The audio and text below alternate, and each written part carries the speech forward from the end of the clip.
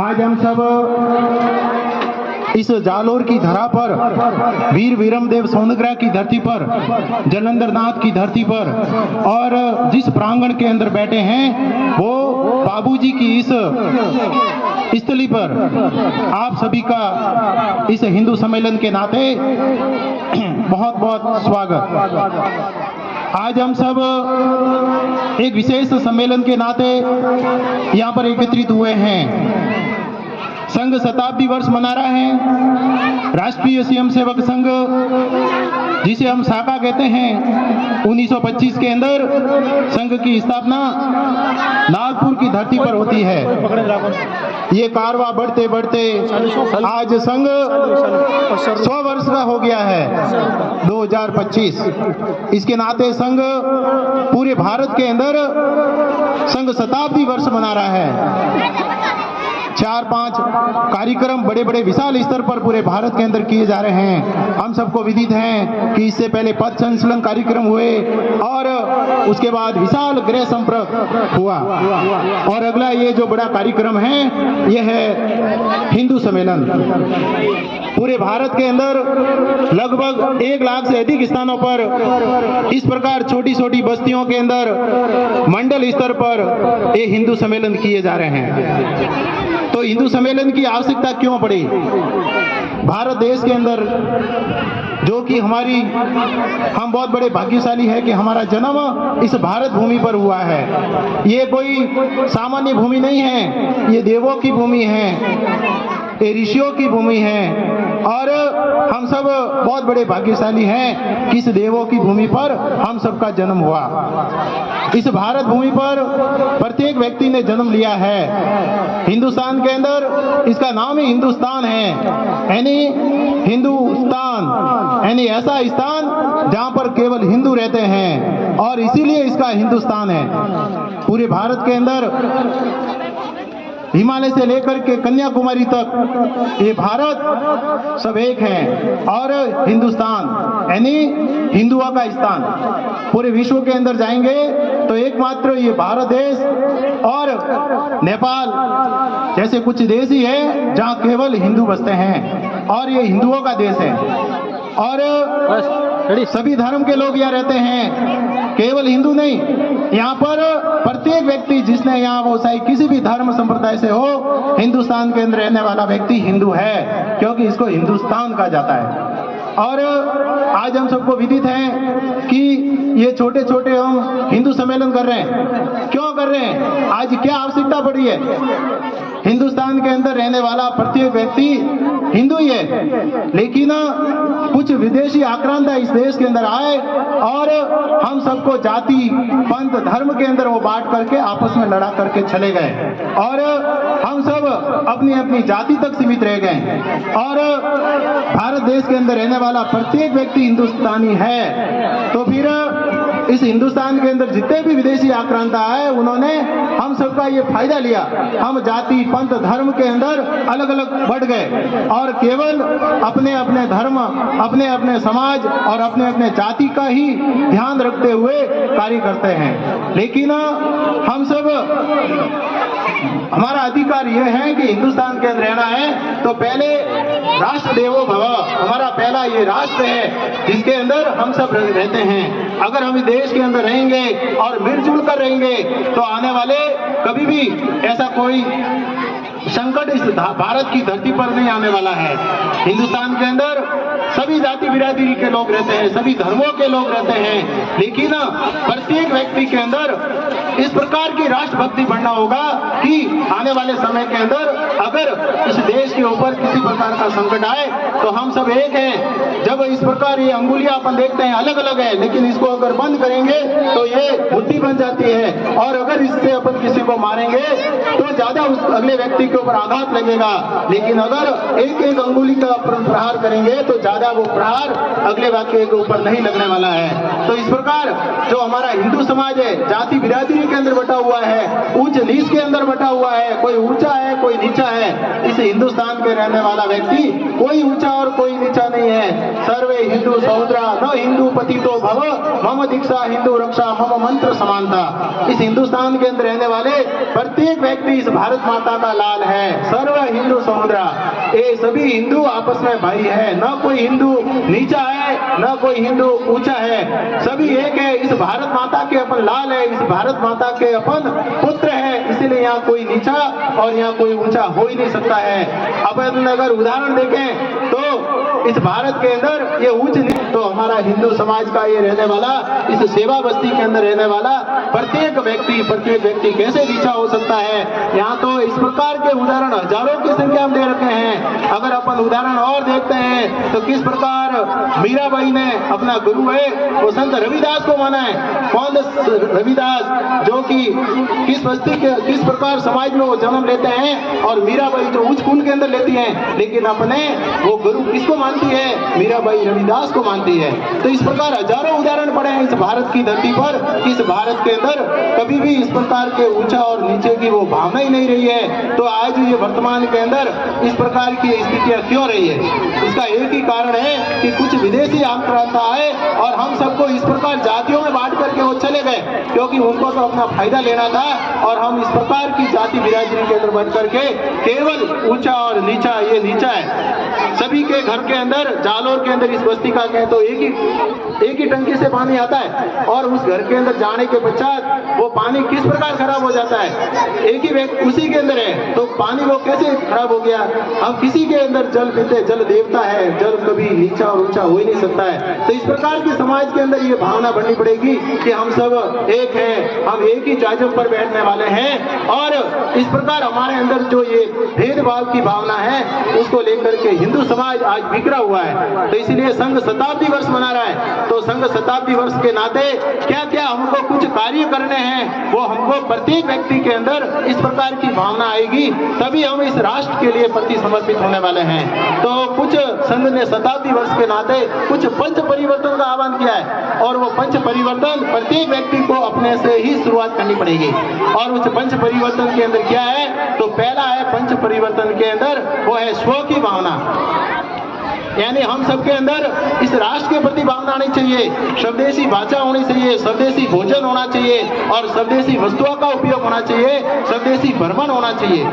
इस भारत की धरती पर रहने के कारण आज अगर अपन भ्रमण करने के लिए जाए तो विदेशी धरती पर क्यों, इतना बड़ा विशाल देश है, तो भ्रमण करेंगे तो भारत की भूमि पर करेंगे, और किसी वस्तु को खरीदेंगे तो भारत के अंदर उत्पादित वस्तु को खरीदेंगे। जालोर की इस छोटे जो अपनी इस बस्ती के अंदर रहने वाले हैं, अगर वो कोई चीज का उत्पादन करते हैं तो पहले इन बस्ती के लोगों की वो सामग्री खरीदेंगे, उसके बाद ही अपन बाहर जाएंगे। क्योंकि हमारा जो ये समाज जब मजबूत बनेगा, हमारा समाज जब आर्थिक रूप से सक्षम होगा, तभी ये राष्ट्र सक्षम हो सकता है। तो ये कह रहे हैं कि सबसे पहला जो परिवर्तन है वो स्व से होना चाहिए, स्व भाषा होनी चाहिए। अपने बच्चों को कहीं पढ़ाओ, इंग्लिश मीडियम में पढ़ाओ, लेकिन जो अपनी मातृभाषा है, जो अपनी मारवाड़ी है, जो अपनी हिंदी है, उसके अंदर अपन को प्राथमिकता देनी पड़ेगी कि अपनी स्व भाषा होनी चाहिए, स्व अपना भोजन होना चाहिए, स्व अपना पोशाक होना चाहिए। अपन विदेशी संस्कृति का प्रभाव अपने ऊपर पड़ रहा है, और प्रत्येक अपन अपनी संस्कृति को भूल करके आज अब उनका अनुसरण कर रहे हैं। प्रत्येक व्यक्ति को अपने समाज के अंदर प्रत्येक व्यक्ति का कुछ न कुछ उसकी पोशाक है, उनका ड्रेस कोड है, वो ड्रेस कोड को अपन को पहनना पड़ेगा, तभी अपनी ये संस्कृति है। हर समाज के अंदर अपना पहनावा अलग है, अपन अलग अलग विविधताओं में बटे हुए हैं, अपना भोजन अलग है, अपनी संस्कृति अलग है, और अपना खान पान अलग है, उसके बाद भी अपन एक है। तो ये अपनी विविधता है। तो भारतीय संस्कृति को बचाना है तो स्व की भाषा, स्व का अपने अंदर स्व की भाषा अपने अंदर आनी चाहिए। इस प्रकार है स्व का। और दूसरा वो कह रहे हैं सामाजिक समरसता। आज हिंदू समाज जाति बिरादरी के अंदर बटे हुए हैं, अभी मैंने उदाहरण दिया। तो किस प्रकार ये समाज अपना एक था, सामाजिक समरसता की भावना आनी चाहिए। हम सब एक है, हमारे अंदर कोई ऊंचा और कोई नीचा नहीं है, हम इस समाज के अद्भुत अंग है। जिस प्रकार हमारा शरीर विभिन्न अंगों से मिलकर बना होता है, ठीक उसी प्रकार अपना जो राष्ट्र है वो अपन सभी प्रकार की जातियों से मिलकर बना है और वो कोई ऊंचा और कोई नीचा नहीं है। तो प्रत्येक समाज के अंदर हमारी सामाजिक समरसता का भाव होना चाहिए। यहाँ पर भील बस्ती के अंदर अपन उदाहरण देते हैं तो किस प्रकार महाराणा प्रताप का सहयोग पूंजा भील ने दिया था। हल्दी घाटी युद्ध के अंदर हम सबको विदित है कि महाराणा प्रताप जिसको भील जो उस समय चलाते थे वो टीका कह करके बुलाते थे और महाराणा प्रताप को अगर जीत दिलाई है तो वो भीलों का सबसे बड़ा योगदान है। पूंजा भील किस प्रकार महाराणा प्रताप के लिए समर्पित हो गया था, किस प्रकार हल्दी घाटी के अंदर इस भीलों के सहयोग से महाराणा प्रताप ने हल्दी घाटी का युद्ध जीता और महाराणा प्रताप ने उस भीलों को अमर करने के लिए उस पूंजा भील को राणा की उपाधि देते हैं। इसीलिए इस बस्ती के अंदर रहने वाले जो आज का जो भील कहते हैं और उनको हम प्यार से राणा जी कहते हैं, क्योंकि महाराणा प्रताप का जो साथ देने वाला पूंजा भील और महाराणा प्रताप ने उनको राणा की उपाधि दी। इस प्रकार तो हमारा समाज कैसे एक नीचा या ऊंचा हो सकता है। प्रत्येक समाज के अंदर कोई न कोई या ऋषि और मुनि हुए हैं और जिन्होंने इस समाज और राष्ट्र के लिए कार्य किया है। तो हमारी सबसे बड़ी चीज है वो सामाजिक समरसता, यानी हमारे प्रत्येक समरसता आएगी तभी अपन एक है। हमारा प्रत्येक जाति के अंदर हमारा एक मित्र होना चाहिए और अपना घर के अंदर उसका आगमन होना चाहिए। हमको प्रत्येक को अंदर ये धारण करना होगा कि मैं किसी के साथ इस प्रकार का जो भेदभाव की जो भावना है वो मेरे घर के अंदर नहीं होगी। मेरे घर के अंदर भी मेरे प्रत्येक जाति बिरादरी के लोग आएंगे। तो इस प्रकार सामाजिक समरसता हमारे अंदर आएगी तभी हम इस हिंदू सम्मेलन जो कर रहे हैं वो हम हिंदू के नाते सब एक होंगे। तभी इस राष्ट्र और समाज के ऊपर जो आगे भविष्य में कोई संकट आएगा तो हम सब एक हैं। तो इस प्रकार संघ ने जो आह्वान किया है तो वो है सामाजिक समरसता। और तीसरा बता रहे हैं पर्यावरण। वर्तमान के अंदर हम सबको ध्यान है कि पर्यावरण का किस प्रकार का हमारे ऊपर संकट है। इस प्रकार अभी थोड़े दिनों पहले कोरोना काल गया, किस प्रकार कोरोना के अंदर हम सबको ध्यान है कि ऑक्सीजन की गैस नहीं मिलने के कारण कई करोड़पति लोग हमारे बीच में से ऑक्सीजन की कमी के कारण चले गए। तो क्या कारण है? तो वर्तमान के अंदर पर्यावरण का उपयोग तो हम खूब ले रहे हैं, लेकिन पर्यावरण के प्रति क्या कर रहे हैं? तो प्रत्येक व्यक्ति को जीवन के अंदर कुछ बातों का ध्यान रखना है और उसके अंदर प्रमुख चीज है तो वो है पी। पहला है पी, वो है पर्यावरण के प्रति पौधा। प्रत्येक व्यक्ति को जीवन में कम से कम एक पौधा लगाना चाहिए। व्यक्ति को कहते हैं कि जन्म से मृत्यु तक इस प्रकृति का उसके ऊपर बहुत बड़ा ऋण है। व्यक्ति जन्म से लेकर के मृत्यु तक किसी न किसी रूप से इस पर्यावरण से कोई लेता रहता है, तो हमारे ऊपर ऋण नहीं रहे। और कहते हैं कि जब हमारा ये पंच परिवर्तन पंच तत्वों से बना हुआ हमारा ये शरीर है, जब अंतिम समय इस देह को छोड़कर जब हमारी आत्मा वापिस भगवान के पास जाएगी तो इस हमारी जो शरीर पंच तत्वों से बना हुआ है उसको अंतिम संस्कार करने के लिए पेड़ का पूरा उसके ऊपर ऋण है। जब एक पेड़ उसके लिए पूरा का पूरा बलिदान देते हैं तब हमारा ये शरीर पंच तत्वों से बना हुआ शरीर फिर भारत माता की मिट्टी में मिलता है। तो इसीलिए प्रत्येक व्यक्ति को जीवन में उस ऋण को उतारने के लिए कम से कम एक पेड़ हमको लगाना है। और दूसरा बात है प्लास्टिक।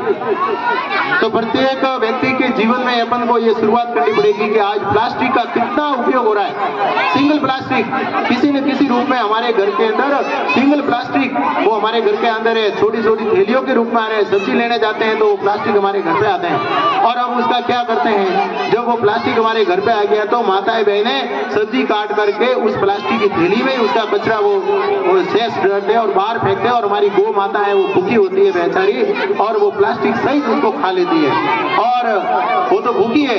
धीरे धीरे धीरे उस गाय के अंदर और किस प्रकार प्लास्टिक इकट्ठा होता है और वो बेचारी तड़प तड़प के मर जाती है। तो इसीलिए हमको क्या करना पड़ेगा कि प्लास्टिक हमारे घर के अंदर कम से कम आए। अगर आ गया है हमारे घर के अंदर तो हमारे घर से वो प्लास्टिक बाहर नहीं जाना चाहिए।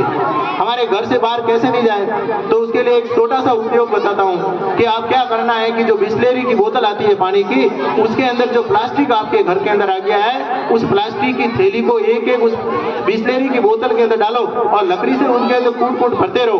कम से कम 1 से 2 किलो प्लास्टिक की थैली उस बिस्लेरी की बोतल के अंदर आ जाती है और वो बिस्लेरी की बोतल उस प्लास्टिक से भर करके ईंट की जितनी मजबूत हो जाती है और आप उस बिस्लेरी का बोतल का उपयोग आप किसी प्रकार का उपयोग पेड़ों के चारों ओर लगाने के लिए, चौकी बनाने के लिए सीमेंट से आप कर सकते हो, तो हमारे घर से वो आया हुआ प्लास्टिक बाहर नहीं जाएगा, और बाहर नहीं जाएगा तो नालियों में नहीं वो रहेगा, इस प्रकार की जो गंदगी है वो नहीं होगी, हमारी गौ माता उसको नहीं खाएगी। तो हमारे घर के अंदर जो प्लास्टिक का उपयोग है वो हम सबको कम से कम करना है, और आ भी जाता है तो वो घर से हमारे बाहर नहीं निकले। तो इस प्रकार प्लास्टिक के बारे में। और तीसरा पी है वो पानी। हम सब कहते हैं जल है तो कल है, ये जल देवता है, इसलिए हमारे घर के अंदर अगर किसी कारण से नल वाले ने, पानी छोड़ने वाले ने ज्यादा उस दिन पानी छोड़ दिया है, हमारे घर की आवश्यकता पूरी हो गई है, तो उस नल को अपन को बंद करना है। वो पानी फालतू का बाहर नहीं जाए, फालतू का पानी बाहर जाएगा तो हमारे गलियों के अंदर ही गंदा पानी इकट्ठा होगा, और इस प्रकार मच्छर पैदा होंगे और कई तरह की बीमारियां पैदा होगी। तो इस प्रकार पानी ज्यादा आ गया है, तो पानी ज्यादा आ गया है तो उस पानी को कम से कम बाहर नहीं जाने देना है। और अगर आपके घर में कोई नल है, वो टूटा हुआ है, बूंद बूंद उसके पानी गिर रहा है, तो जल देवता है और आप उसका अपमान नहीं करना है, तुरंत उस नल को चेंज करना है। बूंद बूंद वो पानी एक रात भर में 2-3 बाल्टी हो जाती है, और कितना पानी वो बह जाता है। इसलिए हमको जल को बचाना पड़ेगा, जल है तो कल है। और इस प्रकार इस 3 प्रमुख पर्यावरण के अंदर अपन को ध्यान देना पड़ेगा। पहला है पर्यावरण के अंदर पौधा, प्रत्येक व्यक्ति को एक पौधा लगाना है जीवन में, कहीं भी लगा सकते हैं। और दूसरा है प्लास्टिक कम से कम उपयोग करना है, और तीसरा है पानी। इन 3 चीजों को हमको ध्यान रखना है, तो हम इस राष्ट्र और समाज के लिए अच्छा काम कर रहे हैं। हमको इस सीमाओं के ऊपर जाकर के लड़ने की जरूरत नहीं है, यहाँ बैठे बैठे भी इस राष्ट्र और समाज के लिए अपन अच्छा कार्य कर सकते हैं। तो ये प्रत्येक व्यक्ति को अपने से शुरुआत करनी पड़ेगी।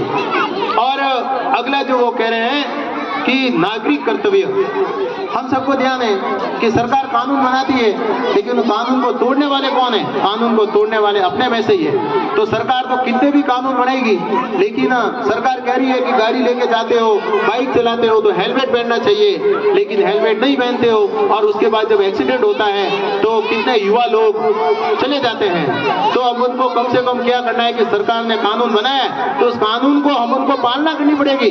गाड़ी चलाते हैं तो बाइक लेके जा रहे हैं तो हेलमेट पहनना पड़ेगा, और 4 व्हीलर चलाते हैं तो वो बेल्ट पहनना है। इस प्रकार सरकार के द्वारा कानून जरूर सरकार बनाती है, लेकिन उस नियमों को अपन को लाना पड़ेगा। और इस प्रकार जब सरकार के द्वारा बने हुए नियमों को हम पालन करेंगे, अपन किसी जगह चौराहे पे खड़े हैं और सार्वजनिक स्थान है, वो बस स्टैंड है, कोई चौराहा है, कोई टॉयलेट बाथरूम बने हुए हैं, तो हमारा अधिकांश अपन देखते हैं, तो वहाँ देखते हैं तो सार्वजनिक स्थानों की क्या स्थिति है, लोग गुटखा खा रहे, वहीं थूक रहे हैं, वहीं खड़े खड़े पेशाब कर रहे हैं। तो इस प्रकार की स्थान को सुधारने का कौन काम करेंगे? ये नागरिक कर्तव्य के अंदर आता है। हम सबको ध्यान रखना पड़ेगा कि अपने अंदर इस प्रकार की भावना आनी चाहिए कि मैं कहीं खड़ा हूँ, और मैं बस में भी बैठा हूँ और कई स्थान पे खड़ा हूँ, तो मैं वहाँ क्या कर रहा हूँ? गुटखा खा करके, वैसे तो गुटखा ये वगैरह खाना ही नहीं चाहिए हमको। इस प्रकार किस प्रकार का हमारे लिए नुकसान शरीर के लिए होता है, और सार्वजनिक स्थानों पर जाकर के थूक रहे हैं, गंदगी फैला रहे हैं, तो हमारे अंदर ये ध्यान होना चाहिए कि ये मेरा है। अपन स्कूल जाते हैं, अधिकांश सब स्कूल जाके आए हैं, तो पहली स्कूल के अंदर प्रतिज्ञा बोलते हैं डेली, भारत मेरा देश है। तो जब आपके अंदर भारत मेरा देश है, मेरे की भावना आएगी, तो इस राष्ट्र के लिए कभी आप गलत काम करने वाले नहीं हो। जिस प्रकार